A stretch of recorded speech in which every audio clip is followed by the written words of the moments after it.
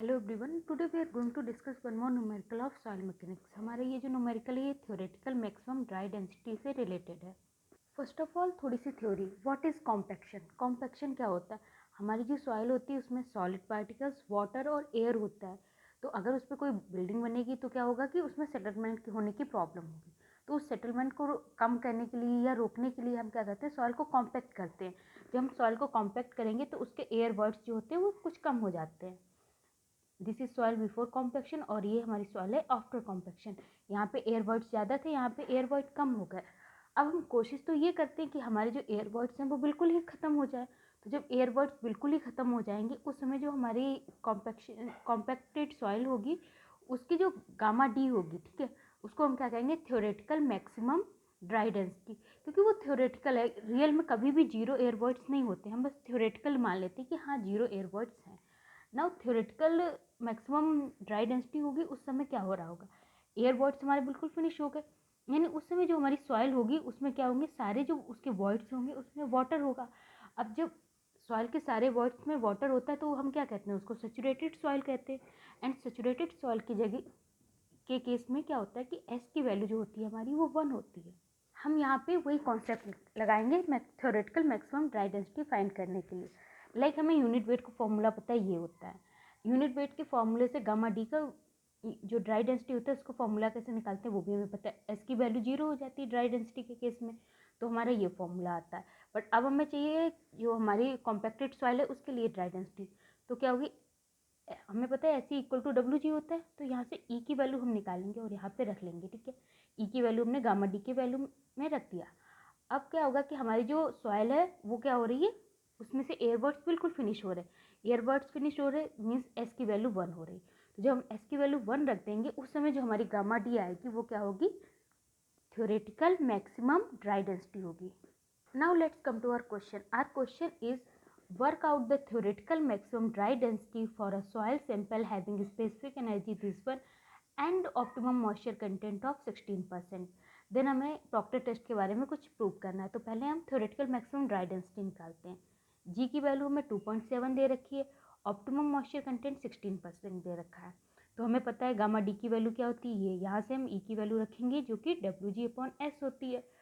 अब हमें theoretical maximum dry density since निकालनी है तो एस की वैल्यू हमारी 1 हो जाएगी।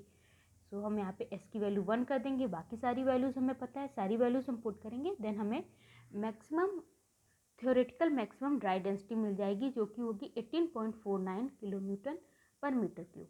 हमारा सेकेंड पार्ट जो है वो प्रॉक्टर टेस्ट से रिलेटेड है। तो एक बार हम देख लेते हैं कि प्रॉक्टर टेस्ट क्या होता है। न्यूमेरिकल फर्स्ट में हम प्रॉक्टर टेस्ट के बारे में देख चुके हैं। प्रॉक्टर टेस्ट में क्या होता है, एक मोल्ड होता है, उसमें हम सॉइल सैंपल लेते हैं, ठीक है, जहाँ पे हमें कॉम्पैक्शन करना होता है उससे पहले हम लैब में प्रॉक्टर टेस्ट से देखते हैं उसकी वैल्यूज़। तो सॉइल सैंपल लेते हैं, सॉइल सैंपल को मोल्ड में डालते हैं और फिर एक हैमर से उसमें लोड अप्लाई करते हैं, ठीक है। कॉम्पैक्शन क्या होता है, कॉम्पैक्शन लोड लगाने से ही तो होता है, तो हैमर से हम लोड अप्लाई करते हैं। तो उस समय हमें क्या मिलता है कि एक ग्राफ मिलता है गामा डी एंड डब्ल्यू के बीच। वो कुछ इस टाइप से होता है, जैसे जैसे डब्ल्यू बढ़ता है वैसे वैसे हम देखते हैं कि गामा डी बढ़ रही है, फिर एक मैक्सिमम गामा डी आ जाती है। लेकिन उसके बाद अगर हम डब्ल्यू और बढ़ाते हैं तो हम देखते हैं कि गामा डी कम हो रही है। तो जो हमारी मैक्सिमम गामा डी होती है उसी पे जो हमें वाटर कंटेंट मिलता है उसको हम ऑप्टिमम मॉइस्चर कंटेंट बोल देते हैं। अच्छा, ये जो है, ये जो हमारा हैमर उससे कोई एक पर्टिकुलर एनर्जी ई अप्लाई जो हमने की उस समय मिल रहा। अगर ई की वैल्यू ज़्यादा है तो क्या होता है, जो ये ग्राफ है वो कुछ इधर की तरफ शिफ्ट होने लगता है। हमने फर्स्ट न्यूमेरिकल में देखा था कि जो कॉम्पैक्शन टेस्ट होते हैं ना प्रॉक्टर के, वो 4 तरीके के होते हैं। एक तो स्टैंडर्ड प्रॉक्टर टेस्ट, एक मॉडिफाइड प्रॉक्टर टेस्ट, देन फिर Indian standard light compaction test and इसी तरह से Indian standard heavy compaction test. इसमें क्या होता है कि जो हैमर वगैरह की जो वैल्यू होती है वो चेंज हो जाती है। तो इसमें जो एनर्जी होती है वो कम अप्लाई होती है एंड इसमें जो एनर्जी होती है वो ज़्यादा अप्लाई होती है। तो इसका जो ग्राफ होगा वो लाइक हम मान लिया कि इसका ग्राफ अगर कुछ इस टाइप से है तो जो मॉडिफाइड के लिए हो जाएगा वो कुछ ऊपर इधर हो जाएगी, इस टाइप से ग्राफ हो जाएगा।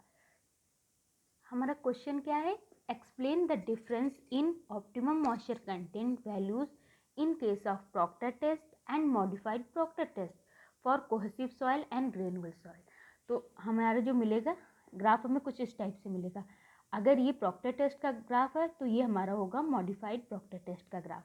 इसमें हम क्या देख रहे हैं कि प्रॉक्टर टेस्ट के केस में जो W है वो हमारे ज़्यादा मिल रहा है हमें, and in case of modified Proctor test W की वैल्यू कम है। बट गामा डी की वैल्यू देखी जाए तो प्रॉक्टर टेस्ट में गामा डी की वैल्यू कम है, एंड मॉडिफाइड प्रॉक्टर टेस्ट में गामा डी की जो वैल्यू हमें वो ज़्यादा मिलती है। थ्योरी अगर थोड़ी सी देखना चाहें, since modified Proctor test give more compactive effort than Proctor test and dry density increases with the compactive efforts and water content decreases with the compactive effort।